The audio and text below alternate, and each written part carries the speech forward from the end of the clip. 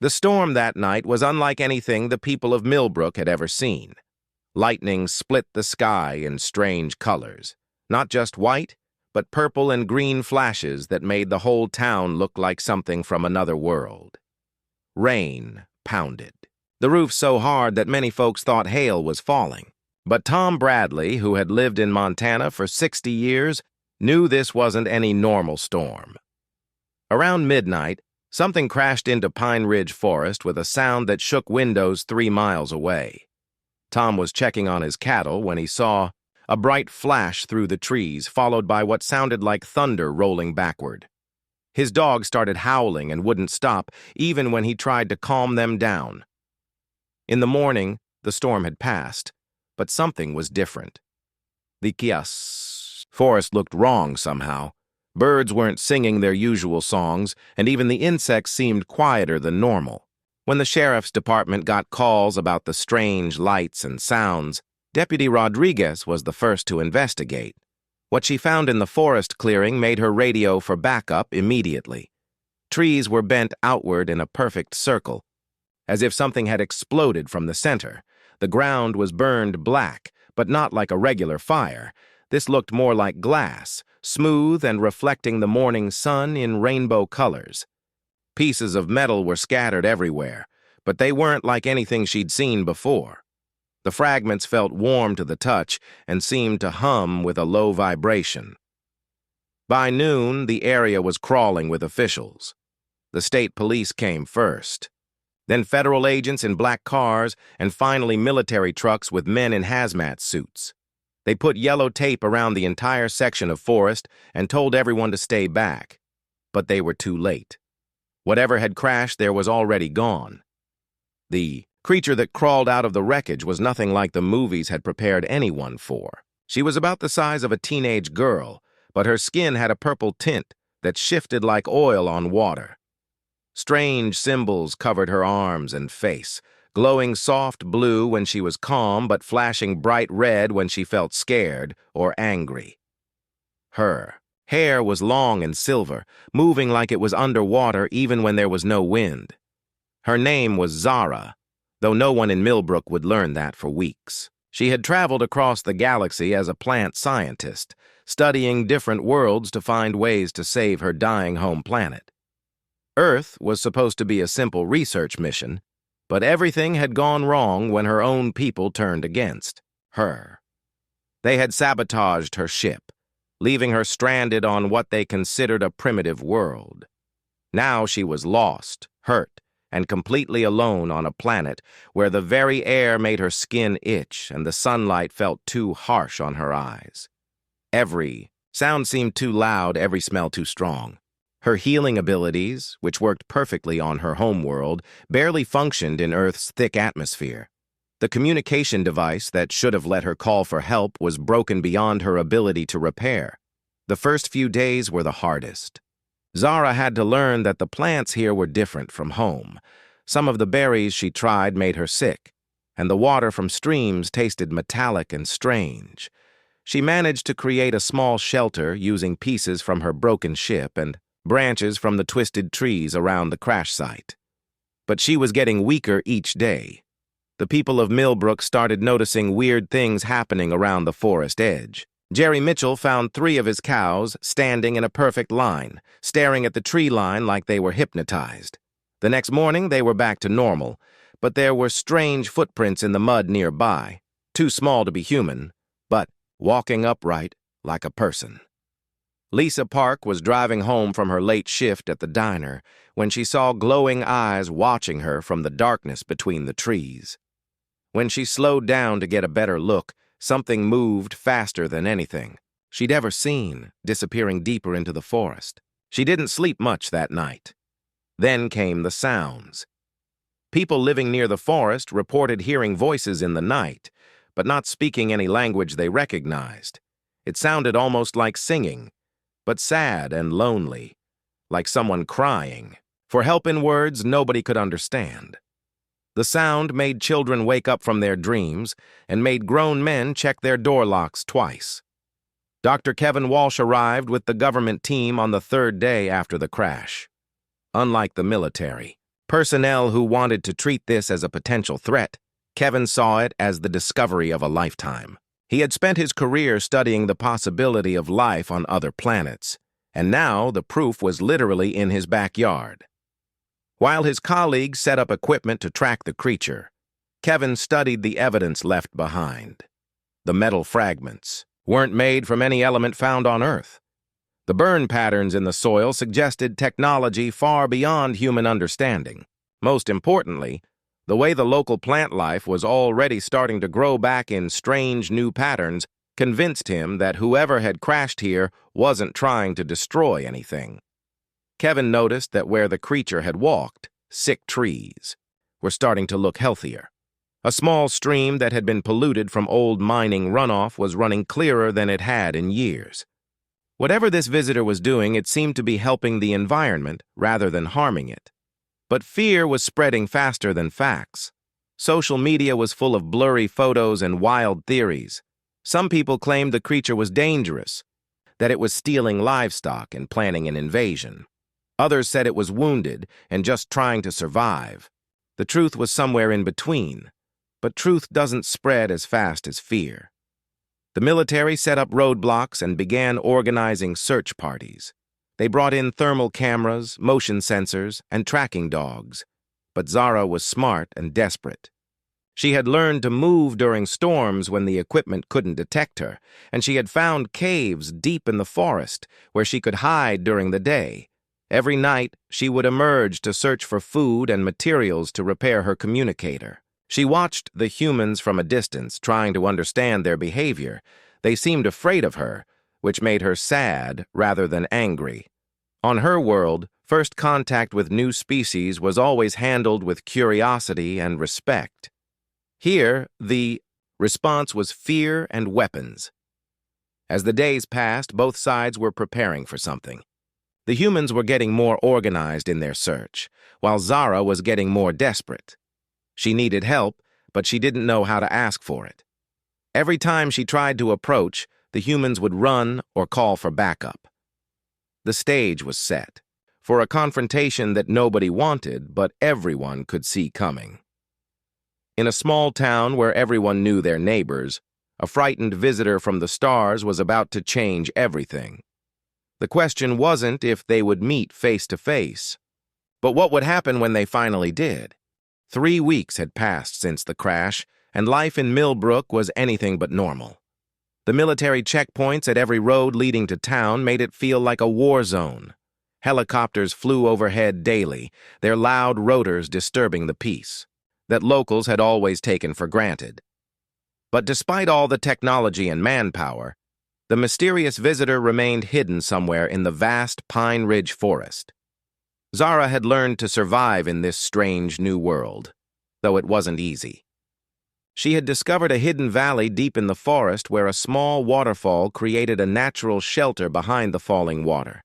Here, she had built something that was part home and part laboratory, using pieces from her crashed ship and materials. Gathered from the forest, she created a space where she could rest and work on repairing her communication device. The most amazing thing about her hideout was the garden she had grown. Plants that didn't exist on Earth sprouted from seeds she had brought from her home world. They glowed with soft blue and purple light, providing illumination without the harsh brightness that hurt her sensitive eyes. These plants also cleaned the air and water around them, creating a small pocket of her home atmosphere that helped her healing abilities work better. But Zara was still struggling. The Earth food she could safely eat was limited, and she was slowly getting weaker. Her attempts to fix the communicator were failing because she needed rare metals that she couldn't find in the forest. Worst of all, she was desperately lonely. On her planet, her people lived in close communities, sharing thoughts and emotions through touch. Here, she was completely cut off from any kind of connection. Every night, she would sit by her glowing plants and sing the traditional songs of her people. The melodies drifted through the forest, reaching the ears of humans who lived nearby. They didn't understand the words, but somehow the music touched their hearts. Some said it was the most beautiful and sad sound they had ever heard. Bobby Chen. and his two hunting buddies, Ray and Jake, had been tracking deer in the restricted area for days. They knew they weren't supposed to be there, but the hunting season was short, and they had families to feed. Bobby had grown up in these woods and knew every trail and hiding spot. He was confident they could avoid the military patrols. On that fateful morning, they were following the tracks of a large buck when they noticed something odd. The forest seemed different here. The trees were healthier, the air smelled cleaner, and there were plants growing that none of them had ever seen before. Ray, who had studied botany in college, was amazed by flowers that seemed to pulse with their own light. Following a narrow game trail, they climbed over a fallen log and found themselves looking down into a hidden valley. What they saw below took their breath away. It looked like something from a fairy tale, with glowing plants arranged in careful patterns around a shelter made of metal and wood. And in the center of it all was a figure that was definitely not human. Zara was tending to her garden, carefully adjusting the soil around a plant that looked like a cross between a fern and a jellyfish. She was humming one of her traditional songs, completely unaware that she was being watched. Her purple skin shimmered in the morning light, and the symbols on her arms glowed softly as she worked. The three men froze, not knowing what to do. Bobby grabbed Ray's arm to keep him from moving, while Jake slowly reached for his phone to record what they were seeing. They had found her, the creature that had been causing so much fear and excitement in their town. For several minutes, they just watched in amazement. She moved gracefully, almost dancing as she worked with her plants. There was nothing threatening about her behavior. In fact, she seemed gentle and caring, like a gardener tending to beloved flowers. When a small bird landed near her, she held out her hand, and it perched on her finger without fear. But then Ray stepped on a dry branch. The snap echoed through the valley like a gunshot. Zara spun around, her large eyes going wide with terror. The symbols on her skin flashed from blue to red, and the peaceful garden suddenly felt electric with tension. The confrontation that followed happened so fast that none of them could later agree on exactly what occurred. Zara saw three large figures looking down at her from above, and in her panic, she thought they were the soldiers who had been hunting her. Her fear triggered abilities she couldn't control. Rocks around the valley began to lift into the air, hovering like they weighed nothing. The glowing plants flared brighter, casting strange shadows that seemed to move on their own. And from Zara came a sound that was part scream and part something else entirely. A noise that seemed to vibrate in their bones and make their teeth ache. Bobby and Ray turned and ran without looking back, crashing through the underbrush in their panic to get away. But Jake, who had always been the brave one of the group, stood his ground. He held up his hands to show he wasn't carrying a weapon and tried to speak in a calm voice. "Hey, it's okay," he called down to her. "We're not going to hurt you. We just want to talk." But Zara couldn't understand his words, and his approaching footsteps only made her more frightened. She had never used her abilities as weapons before. But desperation and fear can make anyone do things they never thought possible. When Jake took another step toward the valley, she instinctively released a burst of energy meant to scare him away. The blast of light and force hit Jake like an invisible wall, sending him flying backward into a tree. He hit hard and slid too. The ground, dazed but not seriously hurt. His phone, which had been recording everything, sparked and went dead from the electromagnetic pulse that came with Zara's defensive reaction. Zara immediately realized what she had done. She could see that the human was injured, and her natural instinct as a healer made her want to help. But her fear was stronger. She gathered up what she could carry from her garden and fled deeper into the forest, leaving behind the sanctuary. She had worked so hard to create. Jake eventually made it back to town with his friends, but the damage was done. Even though his phone was destroyed, he had managed to capture a few seconds of video before the device failed. The footage was blurry and shaky, but it clearly showed a non-human figure surrounded by floating objects and strange lights. Within hours, the video was everywhere. Social media exploded with theories and demands for action. People who had been curious about the visitor now saw her as a clear threat. The fact that Jake had been injured, even though he admitted he hadn't been seriously hurt, turned public opinion completely against the mysterious stranger. The military response was swift and overwhelming. The restricted zone was expanded, and search teams were deployed with orders to capture or contain the target. Helicopters with thermal imaging flew grid patterns over the forest day and night. Motion sensors were placed on every game trail, and guard posts were established at regular intervals around the perimeter. Dr. Kevin Walsh watched the escalation with growing concern. He studied Jake's damaged phone and the energy readings from the encounter site. Everything suggested that the creature's reaction had been defensive, not aggressive. The energy burst was designed to repel, not destroy. But his scientific analysis was drowned out by the fear and anger spreading through the community. The peaceful first contact that Kevin had hoped for was now impossible. Fear had taken control, and both sides were preparing for a conflict that could end in tragedy. Somewhere in the vast forest, a frightened and lonely visitor from the stars was running out of places to hide, while an entire town demanded that the threat be eliminated. The stage was set for an even more dangerous confrontation, and time was running out for everyone involved. While the rest of Millbrook was caught up in fear and military operations, David Reyes lived his quiet life on the very edge of the restricted zone. His small cabin sat in a clearing surrounded by pine trees, far enough from town that he could go days without seeing another human being. That was exactly how he liked it. David had once been different. 3 years ago, he had been the kind of person who couldn't walk past an injured animal without stopping to help. He had run a wildlife rehabilitation center, taking in wounded birds, orphaned deer, and any creature that needed care. His house had always been full of recovering animals and the people who brought them to him. But everything changed the night his wife Lisa and daughter Amy were driving home from Amy's school play.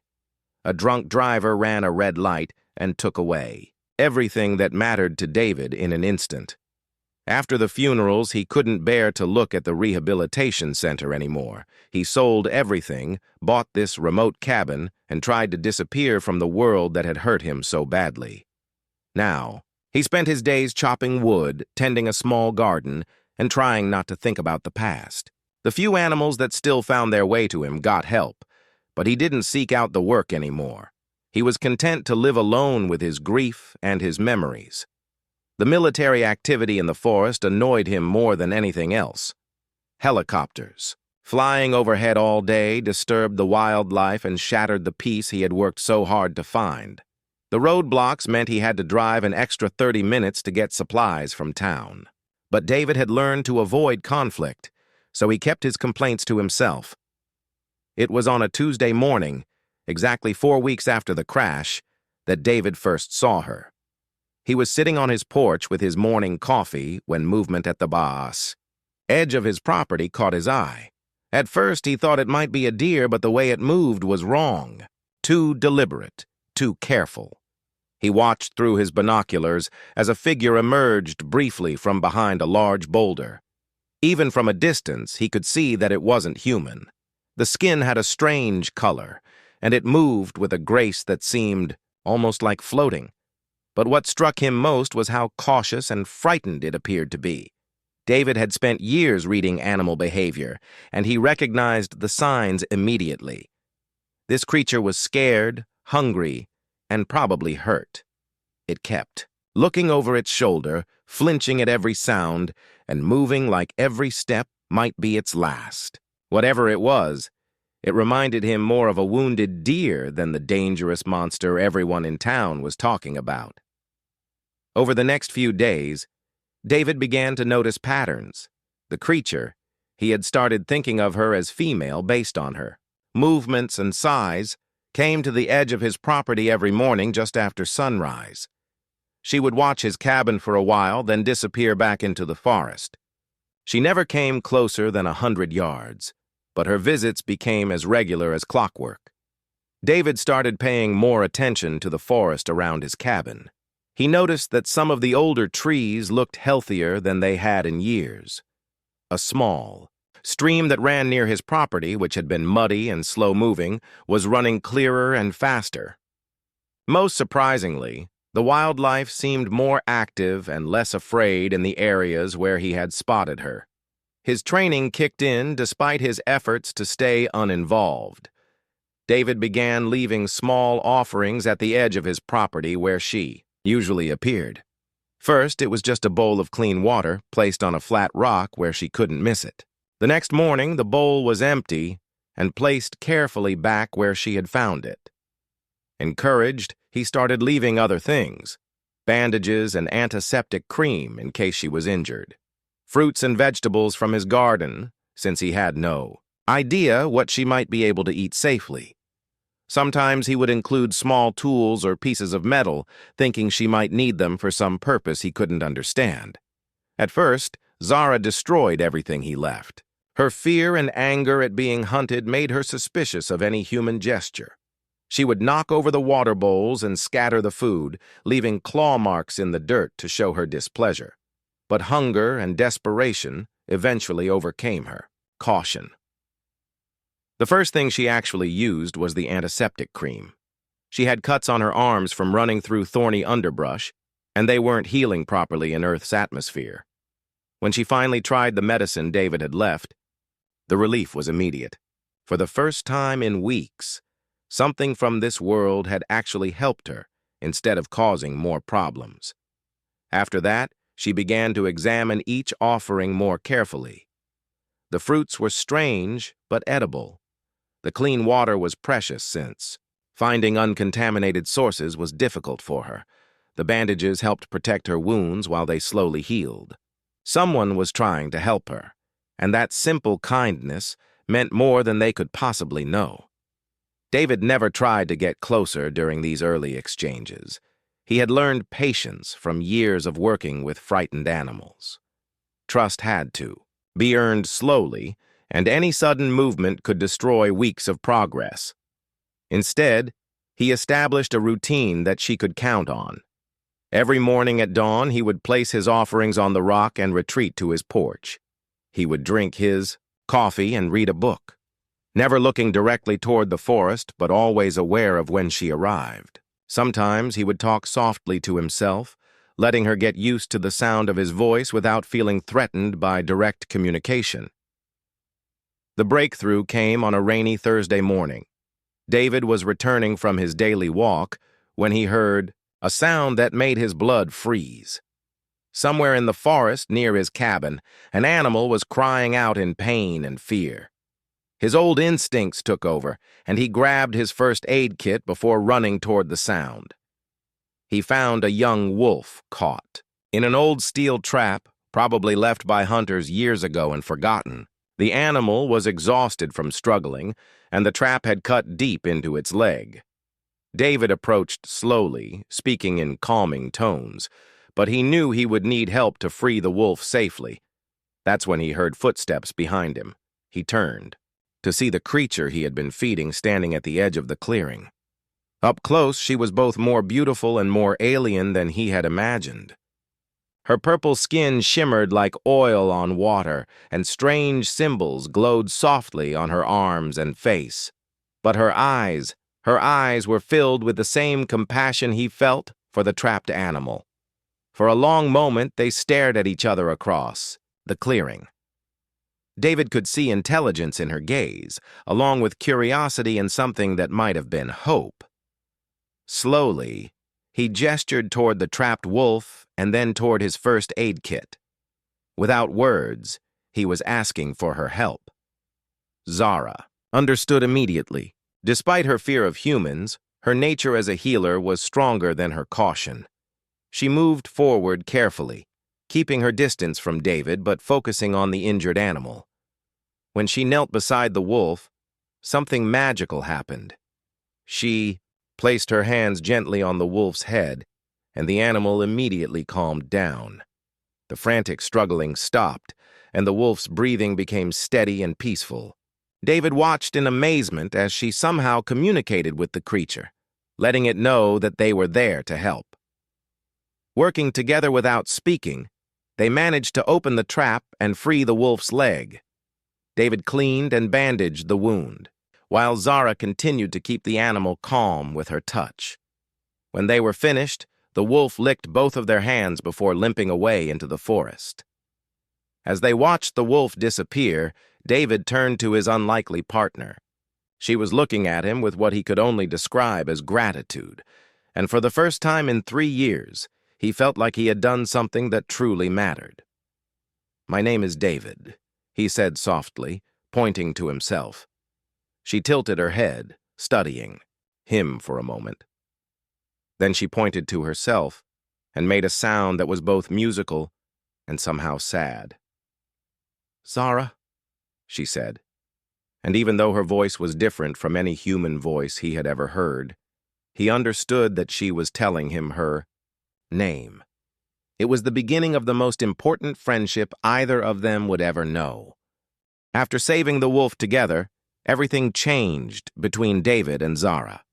What had started as cautious curiosity became something deeper, a friendship built on mutual respect and understanding. The clearing where they had worked together became their meeting place, a neutral ground where both felt safe.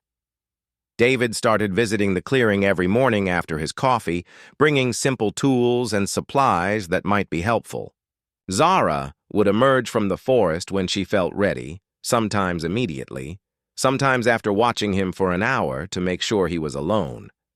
These early meetings were quiet affairs, with both of them working on separate projects while getting comfortable with each other's presence. Communication started slowly, like learning a new dance. David would point to objects and say their English names clearly. "Rock," he would say, touching a stone. "Tree," while patting the bark of a pine. Zara was a quick learner, repeating the words in her musical voice and then offering her own language in return. Her words sounded like wind through leaves mixed with distant bells, beautiful but completely foreign to David's ears. Within a week, Zara had learned dozens of English words. David discovered that she was incredibly intelligent, picking up not just vocabulary but grammar patterns and sentence structure faster than seemed possible. When she pointed to herself and said, "Zara tired" or "Zara hungry," he understood that she was grasping concepts, not just memorizing sounds. The real breakthrough came when Zara began to share her story. Using a mixture of broken English, gestures, and drawings scratched in the dirt, she painted a picture of her world that both amazed and saddened David. Her planet was dying, she explained, the plants and animals disappearing as the environment collapsed. She had been sent to Earth as a scientist, studying plant life to find solutions that might save her home. David watched her face as she tried to explain what had happened to her ship. Even with limited language, her pain was clear. Her own people had turned against her, sabotaging her mission because they believed contact with humans was beneath them. She was stranded here, branded as a traitor, with no way to return home even if she wanted to. "My people think humans primitive," she said one morning, struggling with the words. "Think Zara wrong for wanting help humans." David felt a surge of anger at her people's prejudice, but he also saw an opportunity. "You're not wrong," he told her gently. "Wanting to help others is never wrong. It's what makes someone good." Autumn settled over the forest. David began preparing his cabin for winter. Montana winters were harsh, and he worried about Zara surviving in the forest with only her makeshift shelter. When he suggested she might stay closer to his cabin during the cold months, she initially refused. The idea of being so close to a human dwelling still frightened her, but practical needs eventually overcame fear. David showed her an old storage shed behind his cabin that he wasn't using. With some modifications, it could provide better shelter than anything she could build in the forest. Together, they insulated the walls and installed a small heating system powered by solar panels David had been saving for his own projects. The shed became Zara's winter home, but more than that, it became her laboratory. She brought cuttings and seeds from her alien plants, creating a small greenhouse where she could continue her research. David was fascinated to watch her work, seeing how she carefully cross-pollinated earth plants with her own species, creating hybrids that seemed to thrive in ways that neither parent plant could manage alone. "Your plants, they clean air?" David asked one day, noticing how fresh and clean the air smelled inside her workshop. Zara nodded enthusiastically. "Yes, earth air, thick, hard for Zara breathe. My plants make better." She gestured to a vine-like plant that seemed to shimmer with its own light. "This one eat bad things in air, make oxygen more clean." David realized he was witnessing something incredible. Zara wasn't just a stranded alien. She was a scientist working on solutions that could help both her world and Earth. Her research could revolutionize environmental restoration, but only if she could find a way to share it safely. As winter deepened, their friendship grew stronger. David taught Zara about human culture, sharing books and movies on his old laptop. She was particularly fascinated by stories about friendship and redemption, often asking David to explain concepts that didn't exist in her society's rigid hierarchy. Zara, in turn, shared stories of her world through the drawings she created.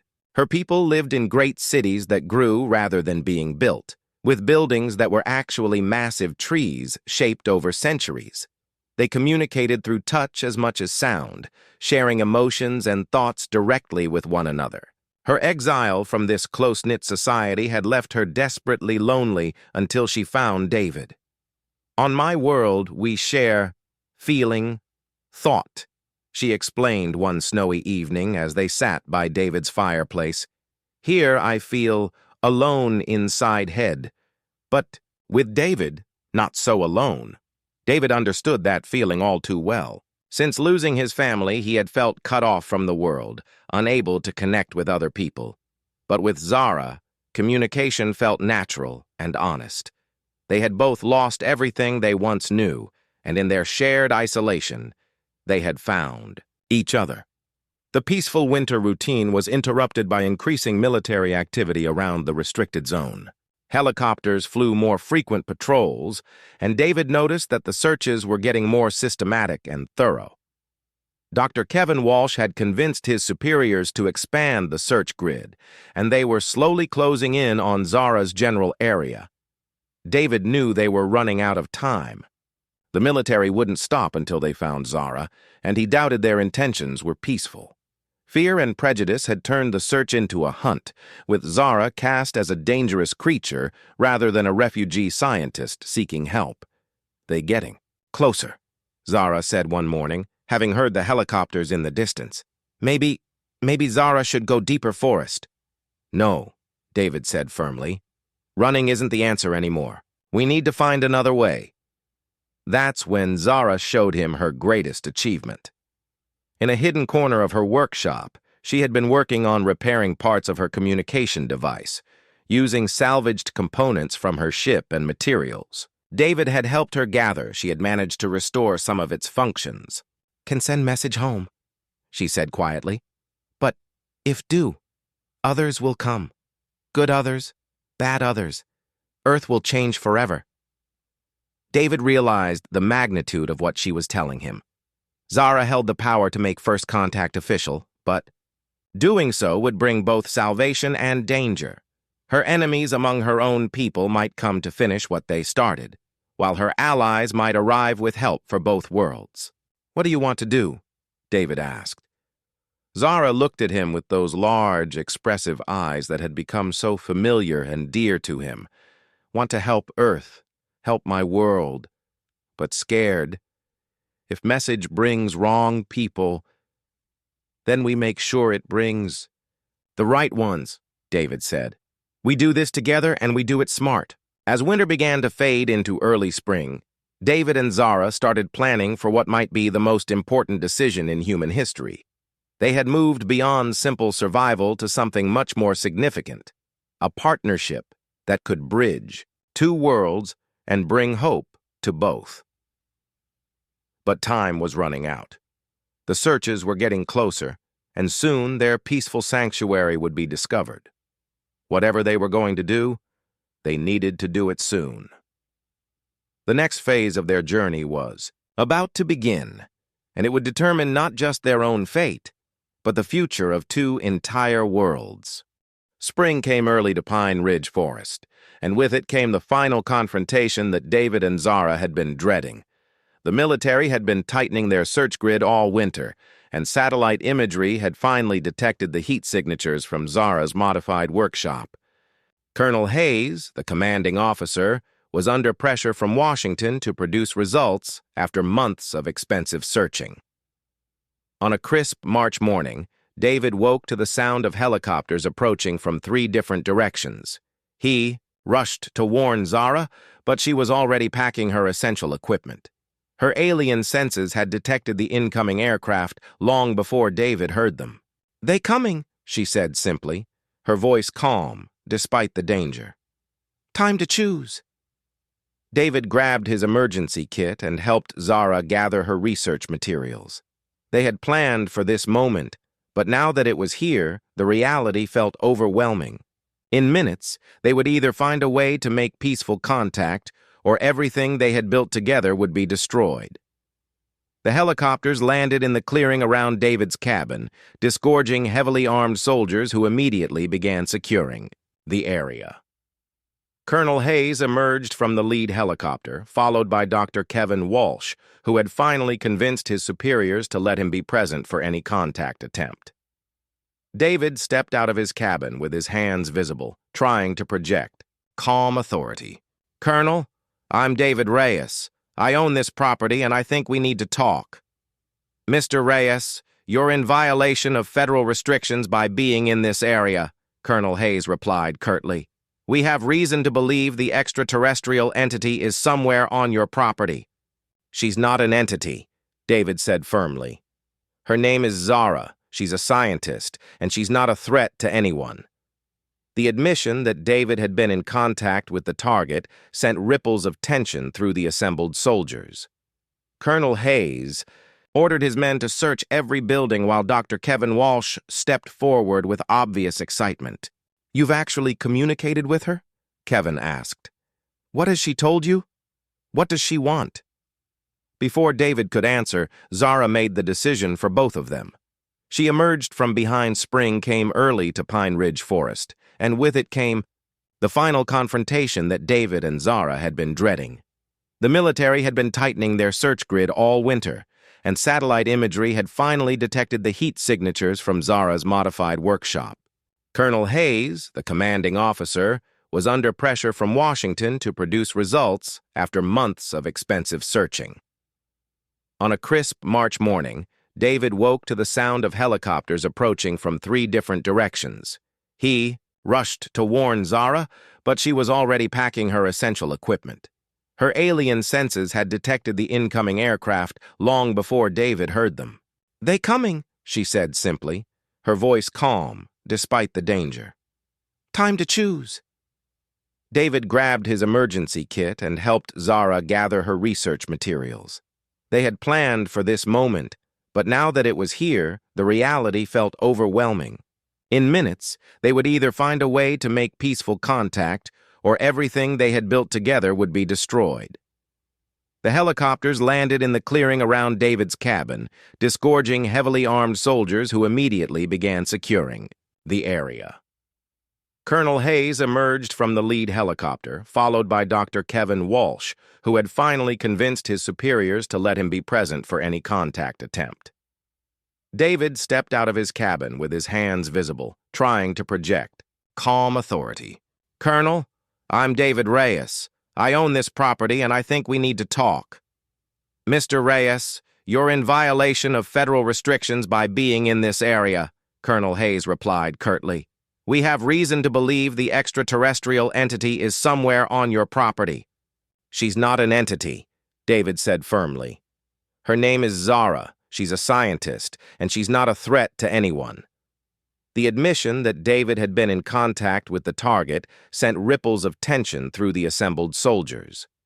Colonel Hayes ordered his men to search every building while Dr. Kevin Walsh stepped forward with obvious excitement.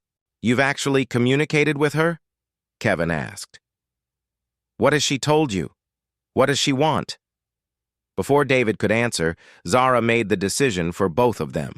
She emerged from behind the cabin, walking slowly toward the group of humans, with her hands open and visible.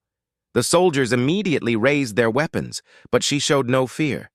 "I am Zara," she said in clear English, her voice carrying across the clearing. "I come in peace. I want to help." The sight of her in full daylight was breathtaking. Her purple skin shimmered with an inner light, and the symbols on her arms glowed softly blue.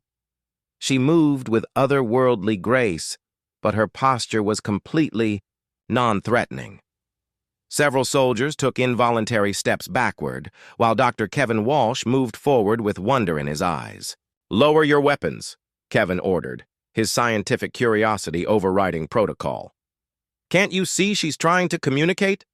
Colonel Hayes hesitated, torn between his orders to capture the target and the obvious intelligence he was witnessing. "The entity? She's learned English?" "She's not an entity," David repeated, moving to stand beside Zara.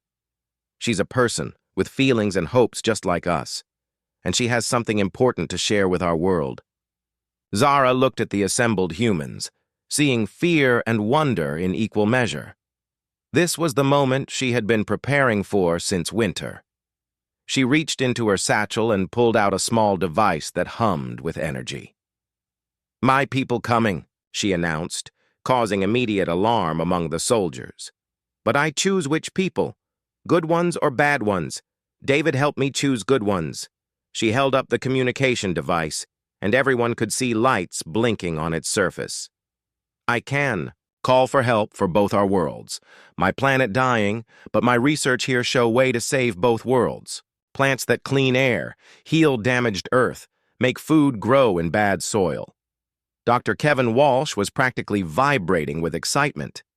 "You're talking about environmental restoration on a scale we've never imagined. The applications could reverse climate change, eliminate pollution." "Yes," Zara said, nodding enthusiastically, "but need trust. Need humans and my people work together. No fear, no fighting." Colonel Hayes was receiving frantic radio communications from his superiors, who were watching the entire scene through satellite feeds. The situation had gone far beyond his training or experience. "I need to report this to Washington immediately." "Wait," David said, stepping forward. "Before you make any calls, you need to understand what's really at stake here." He gestured toward the forest around them, and for the first time the military personnel noticed how different it looked. Trees that had been sick and dying were now healthy and green. The stream that ran through the property was crystal clear. Even the air seemed fresher and cleaner. "This is what Zara has been doing while you were hunting her," David explained. "She's been healing the land, making it better.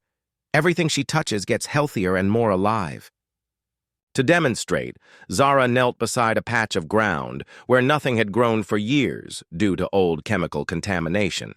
She placed her hands on the earth and closed her eyes in concentration. The symbols on her arms began to glow brighter, and, slowly, impossibly, green shoots began to emerge from the soil. The watching humans gasped in amazement as flowers bloomed in fast motion, their petals shimmering with the same inner light that Zara possessed. The demonstration lasted only a few minutes, but when it was over, a small garden of incredible beauty had appeared where there had been only dead ground. "This is gift I bring to Earth," Zara said softly. "Knowledge to heal planet, make life better for all. But only work if humans and my people trust each other." Dr. Kevin Walsh was taking photographs and notes as fast as he could. "The implications are staggering.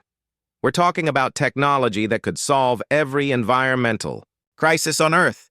Colonel Hayes lowered his radio, his expression thoughtful. What exactly are you proposing? Zara looked at David, who nodded encouragingly. I call my people, but only good ones. Scientists like me who want to help. We start small, work together, build trust. Show both worlds that cooperation better than fear. And if your bad people come too? The colonel asked. Then we face them together, David said firmly. But hiding and running hasn't worked. It's time to take a chance on something better. The decision that followed would be debated for years to come.